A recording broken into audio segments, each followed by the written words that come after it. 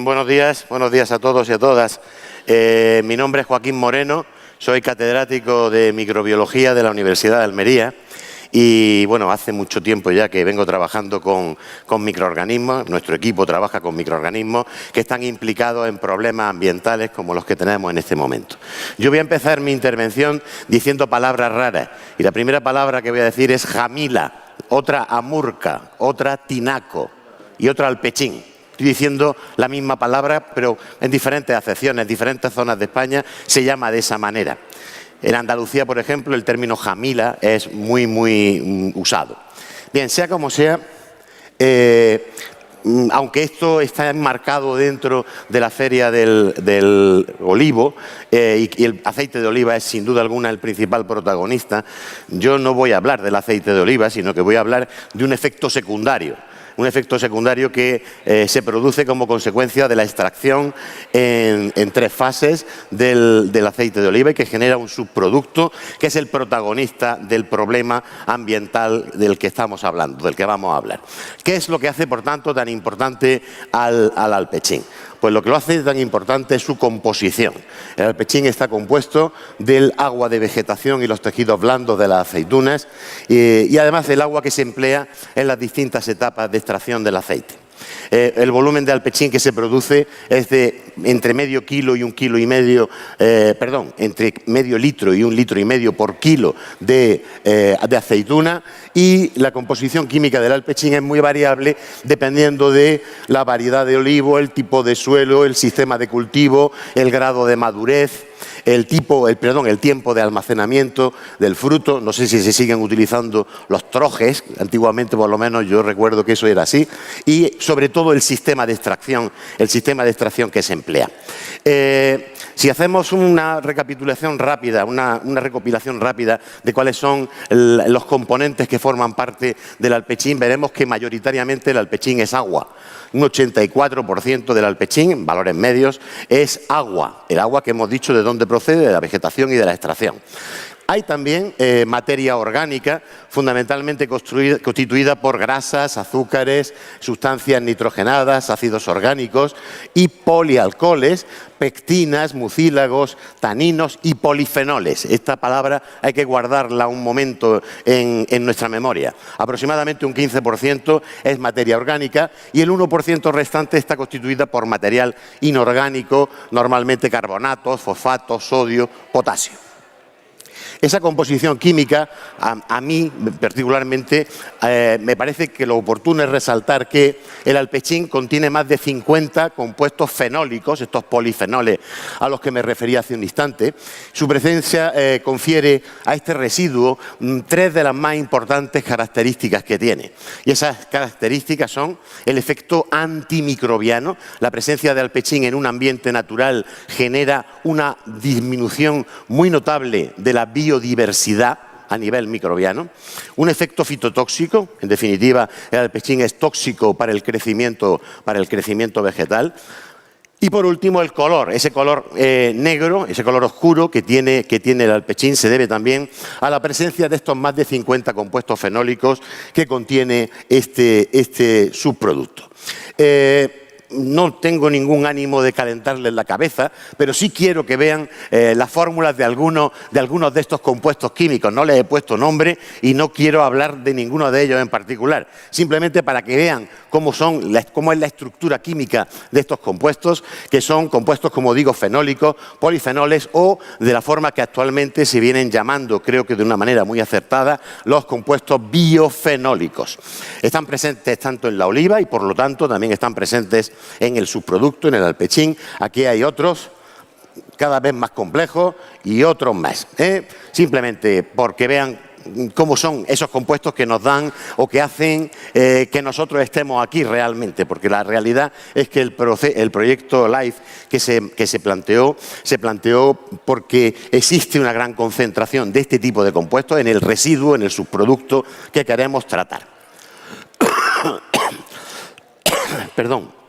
Antes de continuar o de iniciar lo que es el proceso o la descripción del proyecto, yo quiero adornar la palabra alpechín, la quiero adornar con tres características o con tres propiedades muy importantes. Y la primera propiedad que quiero destacar del término alpechín es que es un material orgánico. Un material orgánico es aquel que procede de la actividad biológica de los seres vivos o de sus excreciones cuando están vivos o de su descomposición cuando mueren. Eso es un material orgánico. Hay un término que está íntimamente ligado con la materia orgánica y es el término de biodegradabilidad. Biodegradabilidad significa que un material orgánico puede degradarse por acción de algún ser vivo, algún agente biológico. Normalmente los agentes biológicos que se dedican a biodegradar compuestos orgánicos son microorganismos. No son los únicos, pero sí son los principales.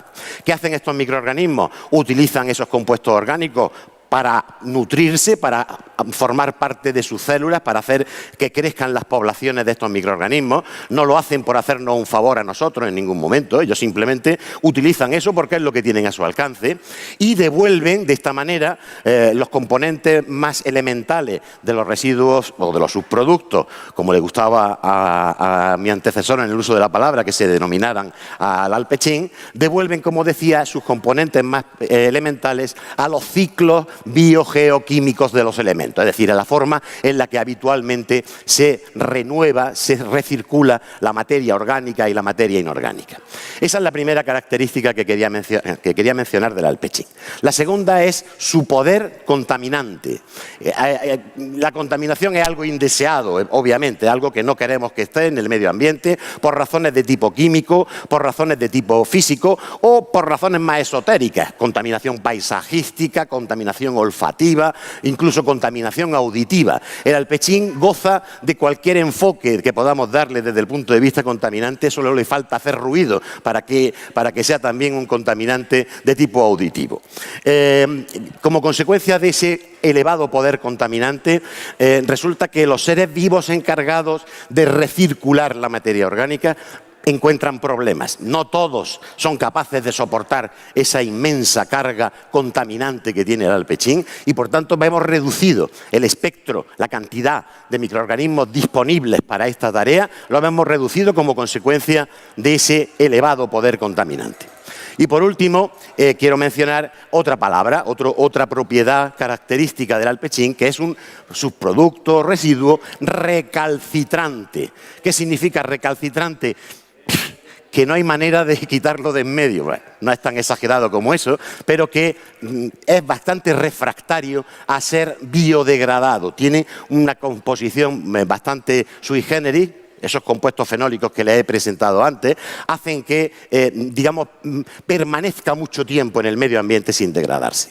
Es un compuesto orgánico, por tanto, se va a biodegradar seguro. Lo que pasa es que nosotros tenemos que medir la biodegradabilidad en una escala de tiempo. Normalmente la biodegradabilidad se mide en tiempo. ¿Qué significa esto? Que el compuesto que es muy fácilmente biodegradable se biodegrada en muy poco tiempo y el que es más difícilmente biodegradable, como este compuesto que es recalcitrante, va a tardar mucho más tiempo en biodegradarse. Hace 30 años empezaron a llenarse estas balsas de alpechín que tenemos en Mora y seguramente dejaron de llenarse hace menos tiempo. No ha dado tiempo a que se produzca, esto se me va a caer de un momento a otro, no ha dado tiempo a que se produzca la biodegradación natural que se necesita para este subproducto, pero si tuviéramos la capacidad de mirar dentro de 100 años, seguramente no estaría el producto sin haber hecho nada, solamente estar atento a lo que estaba ocurriendo. No haría falta hacer nada, lo que no tenemos 100 años para soportar un problema ambiental de esta índole.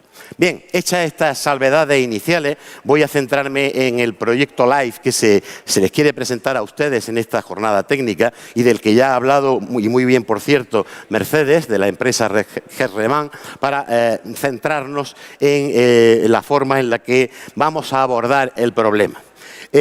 Nosotros vamos a utilizar estrategias de...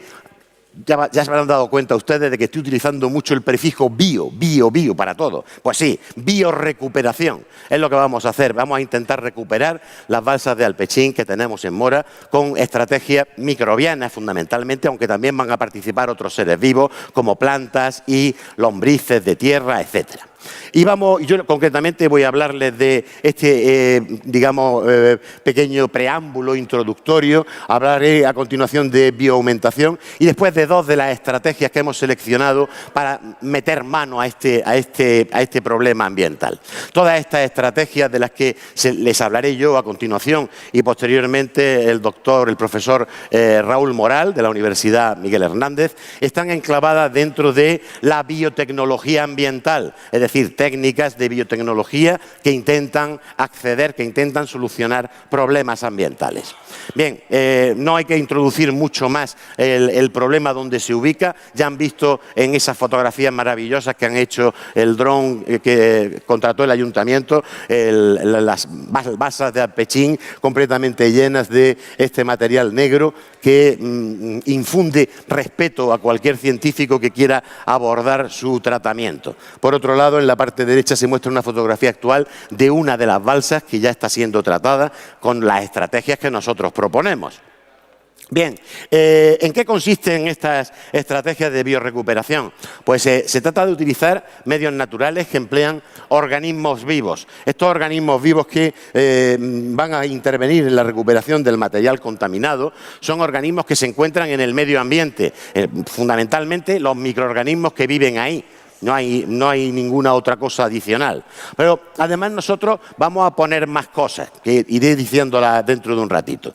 La estrategia que se va a emplear fundamentalmente para biorecuperar las balsas de Alpechín van a ser estrategias de biodescontaminación o el término con el que mejor se conoce a esta técnica, la biorremediación, como técnicas de biorremediación. En estas balsas de mora, como digo, vamos a emplear 4 estrategias que implican el uso de microorganismos, implican el uso de lombrices, en las técnicas de vermicompostaje, implican el uso de plantas, de ciertas plantas, para acceder de esta manera a la biotecnología que se conoce como fitorremediación, que es el uso de plantas para eliminar contaminantes del medio ambiente. La descontaminación que va a realizarse, nosotros la planteamos enfocándola de dos maneras distintas. Por un lado, dejamos que ocurra de manera natural el proceso tal y como debería de ocurrir, favoreciendo un poco el crecimiento de los microorganismos o de los seres vivos que ahí van a desarrollarse. Y por otro lado vamos a poner más microorganismos en esas balsas de Alpechín o en ese material que vamos a tratar, con objeto de, favorecer la capacidad biodegradadora que tienen algunos microorganismos que nosotros conocemos y que los vamos a poner en exceso en esos experimentos puntuales que ahora les voy a describir con un poco más de detalle. En el esquema que pueden ustedes ver en la pantalla, se puede observar que existen 8 parcelitas que nosotros hemos delimitado y que están preciosas, ahora las podrán ver cuando vayamos a visitar la planta. Estas 4 parcelitas de arriba suponen 4 estrategias de tratamiento en las cuales los microorganismos que haya, las lombrices de tierra que esas sí las vamos a poner y las plantas que vamos a poner, junto con, insisto, muchas veces los microorganismos que haya ahí, pues van a llevar a cabo el proceso de biorecuperación, el proceso de biodegradación de los contaminantes presentes en el Alpechín de la manera más natural posible, digamos. En las 4 parcelas de abajo, que son réplicas exactas de las de arriba, contienen exactamente lo mismo y va a hacerse exactamente la misma técnica que arriba, vamos a poner, ya lo hemos puesto, microorganismos que nosotros sabemos que funcionan, es decir, microorganismos que son capaces de biodegradar la materia orgánica con gran éxito. De hecho, los microorganismos que vamos a poner ahí, ¿saben ustedes de dónde los hemos aislado? Los hemos extraído de las propias balsas de Alpechín, es decir, que son microorganismos que están acostumbrados a soportar ese tremendo caos que puede ser vivir en un ambiente tan hostil como es una balsa de Alpechín. Y esos son los que hemos puesto en las parcelitas de abajo para cada uno de los tratamientos, de manera que tenemos, esos dos enfoques, un enfoque más natural, más, tranquilo, y otro más acelerado, aun cuando los dos son obviamente propiciados por nuestras acciones.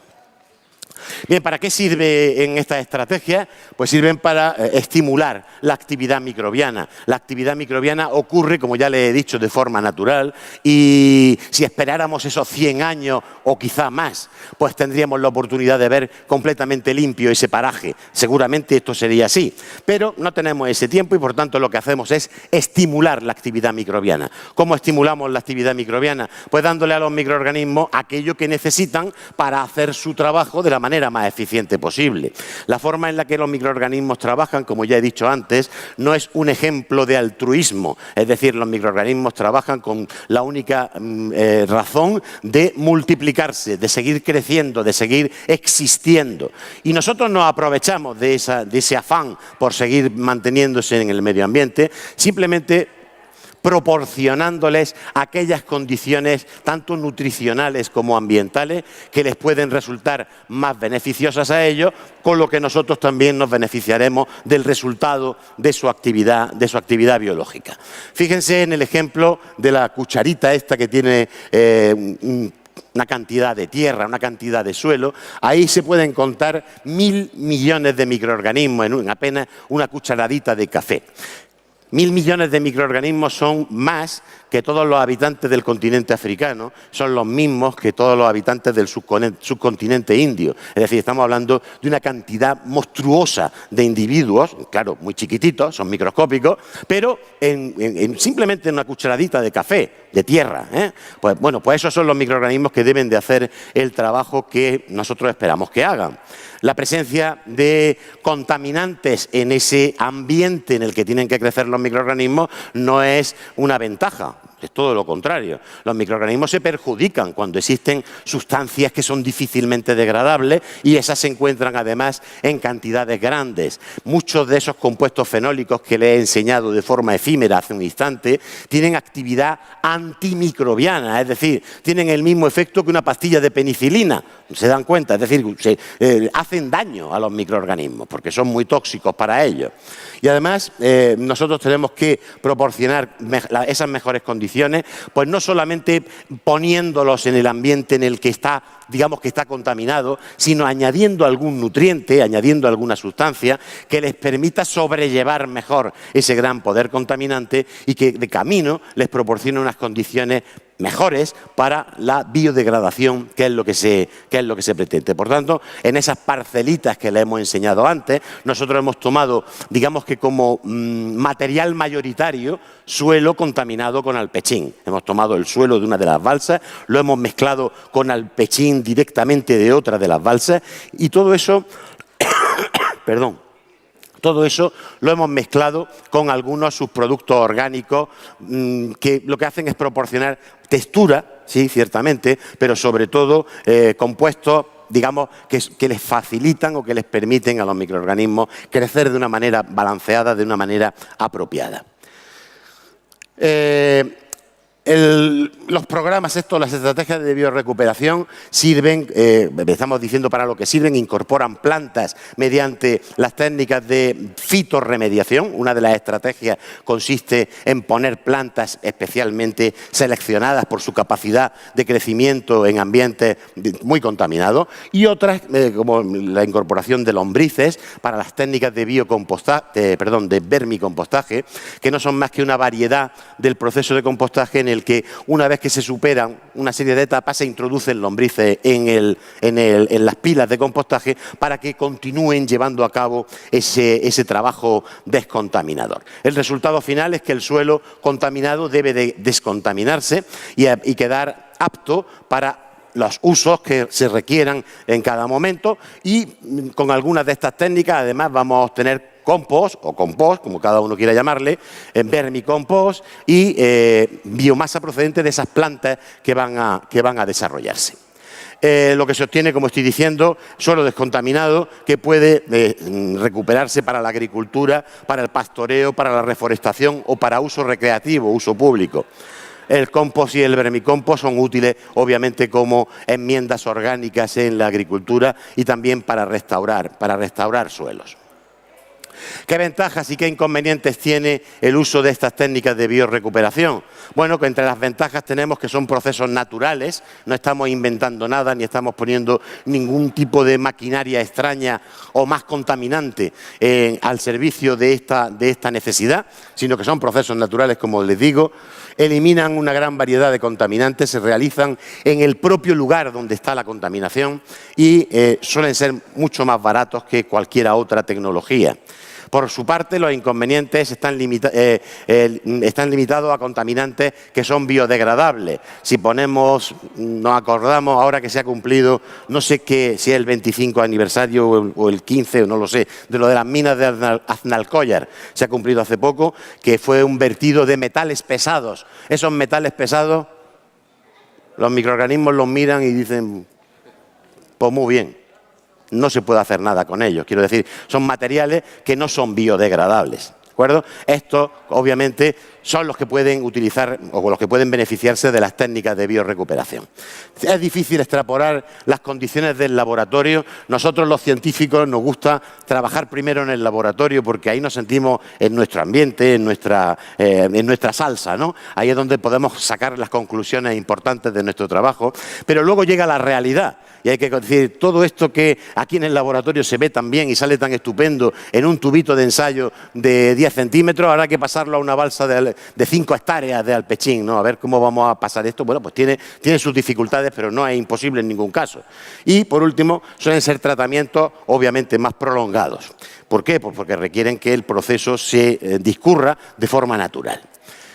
Bien, a continuación, y antes de entrar en las dos estrategias de biorrecuperación concretas que yo voy a explicarles, quiero simplemente ahondar un poco en el concepto de bioaumentación. Ya digo por enésima vez que todos los bios que digo están relacionados, como es lógico, con el uso de seres vivos, que están relacionados con el empleo, con las técnicas que nosotros estamos empleando para la biorecuperación de estas balsas. El concepto de biorecuperación, de bioaumentación, es un concepto que a mí particularmente me gusta muchísimo.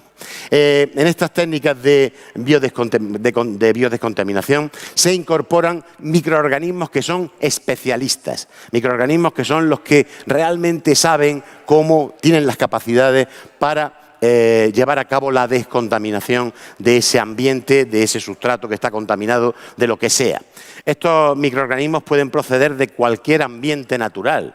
Existen muchas clases de microorganismos en muchísimos ambientes naturales y en el suelo mismo en el cual nosotros estamos haciendo nuestros experimentos existen millones de ellos. En el aire que respiramos y en las mesas que estamos tocando sobre y dentro de nosotros, en cualquier parte hay microorganismos y podemos encontrar alguno que tenga las capacidades que nosotros necesitamos.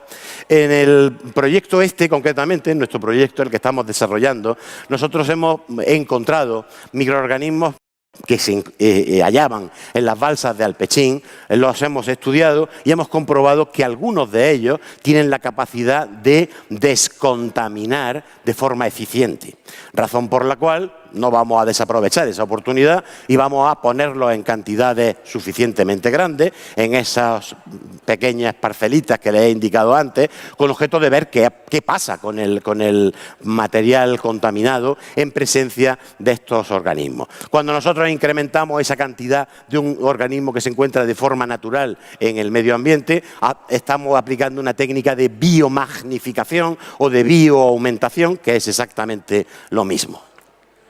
La forma en la que nosotros lo hicimos pues es la que voy a describir a continuación. Es muy sencilla. Se tomaron muestras de las balsas de mora. Sencillamente pasamos 2 o 3 días tomando multitud de muestras de distintos puntos de las balsas. Nos las llevamos al laboratorio y empezamos a hacer pues nuestras pruebas de microbiólogos, que consisten en ir sembrando las distintas muestras que tomábamos en nuestras placas de Petri con medios de cultivo especialmente diseñados para detectar cualquier cosa que pudiera ser llamativa. En ese sentido, se obtuvo una colección de más de 60 organismos, más de 60 microorganismos distintos. Ahora, ¿qué hacemos con los 60?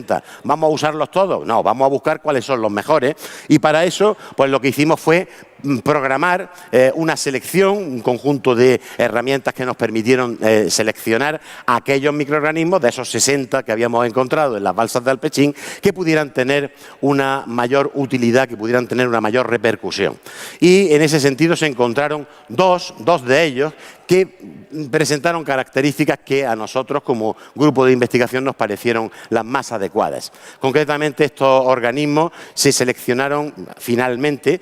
Hubo otras pruebas, pero finalmente por su capacidad de descontaminar, su capacidad de degradar, de biodegradar, uno de esos compuestos fenólicos a los que le enseñaba antes sin nombre. Concretamente este que se utilizó fue el tirosol, aparece aquí escrito, el tirosol, y esta plaquita que se muestra aquí, no voy a calentarle la cabeza con mucha historia, simplemente para que ustedes vean cuál es el aspecto que tiene el compuesto al que me estoy refiriendo, a ese tirosol, cuando no ha pasado nada, es decir, cuando los microorganismos no han sido capaces de hacer nada con él, y todos estos que hay aquí a la izquierda, a su izquierda, efectivamente, que están decolorados completamente como consecuencia de la capacidad de nuestros microorganismos para utilizar ese compuesto y, por lo tanto, para hacerlo desaparecer, al menos en la forma en la que nosotros lo pusimos.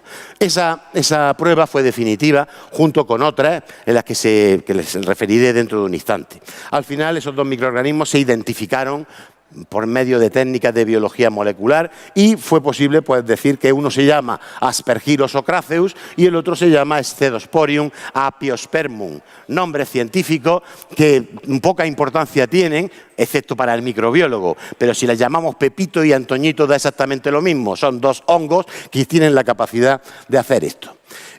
Una vez que se habían seleccionado esos dos hongos, se hicieron pruebas de compatibilidad entre ellos. ¿Qué pasa si ponemos a uno con el otro? ¿A lo mismo se matan o hay algún efecto de incompatibilidad entre ellos? Pues no, se observó que no tenían ningún tipo de efecto desagradable del uno con respecto al otro y además tenían la capacidad de crecer a distintas temperaturas, incluso a temperaturas elevadas, razón por la cual eso también hizo que finalmente se seleccionaran esos dos hongos y se cultivaran en masa, es decir, se cultivaran en grandes cantidades. Obtuvimos grandes cantidades de esos hongos. Aquí tienen algunas de las etapas con sus siguientes, en las que para traernos desde los laboratorios de microbiología de la Universidad de Almería hasta aquí, hasta Mora, nuestros inóculos, nuestros productos de bioaumentación, pues lo que hicimos fue liofilizarlos, es decir, quitarle todo el agua al cultivo, meterlos en bolsa a vacío para poder transportarlos correctamente y después, cuando ya llegamos aquí, el día que se inició el proyecto, pues se incorporaron en cuáles parcelas, en las de abajo de las 8 que les presenté antes, las 4 de abajo, en cada una de las 4 se puso la cantidad que consideramos oportuna de estos dos hongos con objeto de bioaumentar el efecto microbiano en esas 4 parcelas.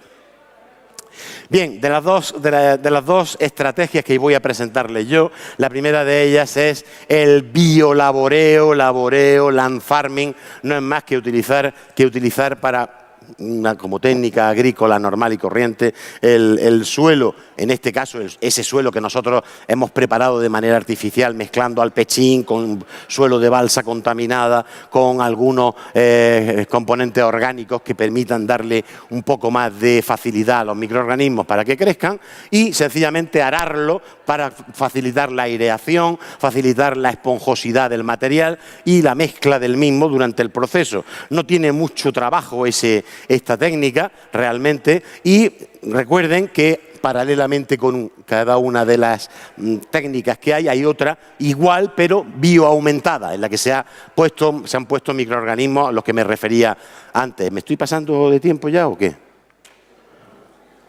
Porque alguien me avise cuando tenga que callarme. Vale. Tú verás que 12:30, vale. El método concretamente consiste en descontaminar de forma biológica el suelo en el que se está estimulando la actividad degradativa. Ahí voy a usar otra palabra que a lo mejor chirría, aeróbica, una degradación de tipo aeróbico. La degradación de la materia orgánica en el medio ambiente puede realizarse en presencia de oxígeno o en ausencia de oxígeno.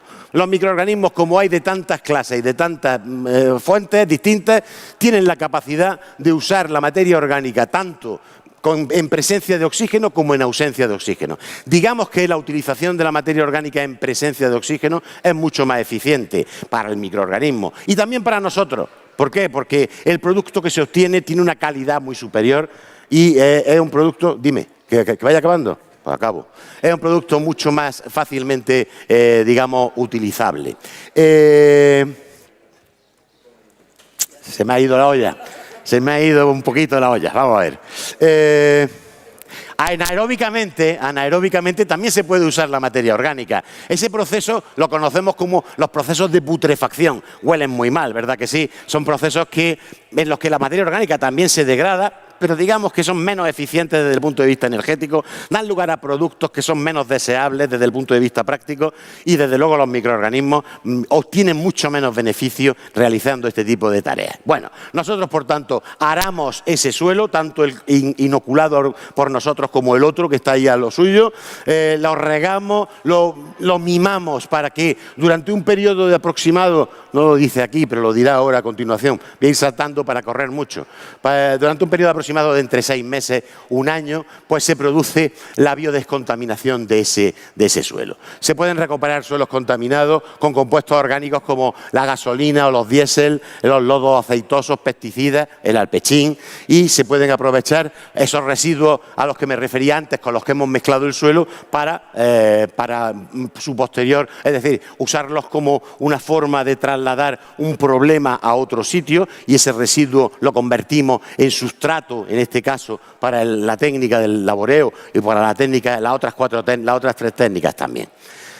Se necesita suelo, se necesitan los nutrientes que aportamos con esos aditivos a los que me refería antes, se necesita agua, obviamente proporcionada por el riego, y se necesita oxígeno, que en este caso es suministrado por las técnicas del laboreo del suelo, es decir, por el arado, por las máquinas que van moviendo los suelos con maquinaria agrícola.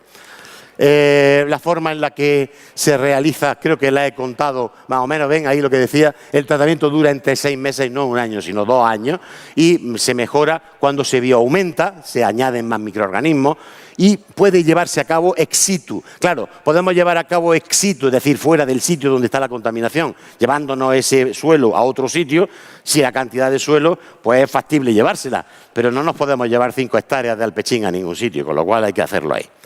Y lo que se obtiene es suelo descontaminado, es lo que esperamos, como es lógico, para que se use en agricultura, pastoreo, reforestación, uso público, etcétera. Ventajas e inconvenientes: se requiere poca maquinaria e infraestructura, sus costes son bajos y los escasos efectos ambientales negativos que tiene, que son prácticamente ninguno. Los inconvenientes es que el manejo, cuando es inadecuado, puede contaminar acuíferos. Cualquier manejo inadecuado de los 4 tratamientos que vamos a empezar, que vamos a utilizar, si debajo de estas balsas, debajo del sitio en el que estamos trabajando, hubiera acuíferos, sería posible que se lixiviara material, sería posible que se contaminaran esos acuíferos y, por tanto, eso es un inconveniente para esta y cualquier otra técnica. Es inefectivo con suelos que tengan una elevada carga contaminante porque el proceso se eternizaría. Sería muchísimo más largo que esos 6 meses a 2 años. Bien, por último, la estrategia de compostaje. Yo voy a seguir hablando así, a ver si hasta que me callen. Con respecto a la estrategia de compostaje, este método de transformación o de biotransformación biológica, en el que se emplean obviamente también microorganismos, se diferencia del anterior en que esa materia prima que nosotros hemos puesto en el suelo antes para el laboreo, ahora lo que hacemos es apilarla, formamos pilas, y se llaman pilas de compostaje, y en esas pilas de compostaje la diferencia que hay con respecto a lo anterior es que, bueno, se produce una biotransformación aeróbica, los microorganismos degradan o biodegradan la materia orgánica. Digo que la principal diferencia que hay con la anterior es que al estar el material apilado, como consecuencia del crecimiento aeróbico microbiano, se genera una cierta cantidad de calor, de temperatura que se incrementa. Y esa temperatura, al estar apilado el material, insisto, se conserva en el interior de la pila. Eso es bueno desde el punto de vista ambiental, porque produce, en primer lugar, una higienización, mata a un montón de microorganismos que no deberían de estar ahí, que pueden ser patógenos para el ser humano o para las plantas, y por tanto es una buena característica el que se conserve esa temperatura. Además de que intervienen otras cosas que no me da tiempo a contarles. Bueno, la presencia de los nutrientes que nosotros añadimos para equilibrar, digamos, la composición del material inicial que necesitan los microorganismos para poder llevar a cabo, como decía, su trabajo. En presencia de todas estas cosas, humedad suficiente, aire con oxígeno que permita que los microorganismos trabajen. Los microorganismos lo que hacen es descomponer la materia orgánica, incluyendo los contaminantes que haya, y a proporcionar o producir, mejor dicho, dióxido de carbono, agua que se va evaporando, y el calor que se genera durante el proceso, más microorganismos, que al fin y al cabo es lo único que quieren los microorganismos, producir más, y el producto final de esta técnica, que es el compost. Ese compost tiene propiedades agronómicas, tiene capacidad fertilizante. Voy a ir cortando para no... esto creo que ya lo he dicho: transformación, descontaminación, eliminación de patógenos. Lo que se necesita, lo que hemos dicho hasta el momento, fundamentalmente preparar el material de una manera adecuada para que se puedan constituir bien las pilas y se puedan apilar de manera adecuada. Esa trituradora, por tanto, agua, oxígeno. El oxígeno, cuando se aporta a las pilas de compostaje, se puede aportar de muchas maneras. Existen muchísimas formas de aportar oxígeno, pero fundamentalmente la más barata de ellas, ¿en qué consiste? En mover las pilas cada X tiempo, en voltearlas, en darle con una pala, con una excavadora, le doy 3 paladas de un lado y 3 paladas para otro y ya he volteado el material. En nuestro laboratorio, concretamente en una planta piloto de compostaje que tenemos, pues nosotros tenemos sistemas de aireación forzada. Es decir, construimos las pilas bajo unas tuberías con agujeritos por donde metemos aire, aireamos nosotros a voluntad cada X tiempo, en fin, una cosa un poco más mimada, digamos. Y también se pueden hacer otras formas de aireación en las que no voy a entrar tampoco. Dice aquí en la presentación que no hace falta un termómetro. El termómetro es cierto que no hace falta. ¿Por qué? Pues porque la temperatura es la que nos mide la forma en la que se está llevando a cabo el proceso. La evolución de la temperatura durante el proceso nos dice si está funcionando correctamente. Obviamente para eso pues hay que saber de lo que traemos entre manos. Y el objetivo, como es lógico, es descontaminar el suelo, en este caso, que estamos poniendo. Una cuestión, es que para mí todas las cuestiones son importantes, lo siento. Relación carbono-nitrógeno en la mezcla. A lo mejor en el laboreo no era tan importante. En el compostaje es crucial. Tiene que estar entre 25 y 30. Tiene que estar aproximadamente, ¿vale? Relación entre la cantidad de carbono y la cantidad de nitrógeno que haya en esa mezcla nutricional. Además les podría contar, y de hecho estaré encantado de contárselo a cualquiera que me lo pregunte, ¿por qué 25-30? Pero no voy a tardar ahora mismo en eso. La mezcla se apila en montones que tienen una altura concreta. Yo he visto pilas de compostaje de 11 metros de altura, una irracionalidad, una absurda irracionalidad. Pero lo normal es pilas de compostaje de alrededor 1 metro, 1 metro y medio, 2 metros máximo. Todo lo demás es hacer las cosas regular. Se mide la temperatura dentro de la pila y puede llegar a alcanzar valores de hasta 50, 60, 70. Yo he visto pilas de compostaje a 85 grados centígrados. El tratamiento dura entre 3 meses y 1 año. ¿Y en función de qué dura entre 3 meses y 1 año? Pues en función del material que nosotros hayamos puesto a compostar. Si es un material altamente contaminante, altamente recalcitrante, estará más cerca de 1 año que de los 3 meses. Si lo que ponemos es el resultado de haber pasado el cortacésped por nuestro jardín, pues el resultado estará listo en varias semanas, simplemente. ¿Por qué? Porque dependiendo de la facilidad de degradación, puede haber más tiempo o menos tiempo, como les decía antes. Lo que se obtiene es el suelo descontaminado y además compost. Ese compost, como les he dicho antes, una enmienda orgánica útil para la agricultura y para restaurar suelo. Ventajas e inconvenientes: se requiere poca maquinaria, costes de operación bajos, escasos efectos ambientales negativos, se obtiene un producto además de la descontaminación, que es el compost, se aprovechan residuos, se acelera la descontaminación con respecto a otras estrategias. Y con los inconvenientes, lo que decía antes también, si se maneja inadecuadamente puede contaminar acuíferos o puede contaminar otras zonas, emitir gases con efecto invernadero, si es muy, digamos, fuerte el proceso que se instaure, y que pueden aparecer olores desagradables en algunas ocasiones. Les pido perdón por haber tardado seguramente un poco más. Quiero resaltar el equipo de investigación que forma parte de este proyecto y los colaboradores de nuestro equipo en la Universidad de Almería, ellos son los responsables de todos los éxitos y yo el responsable de todo lo que salga mal. Nada, muchas gracias por su atención.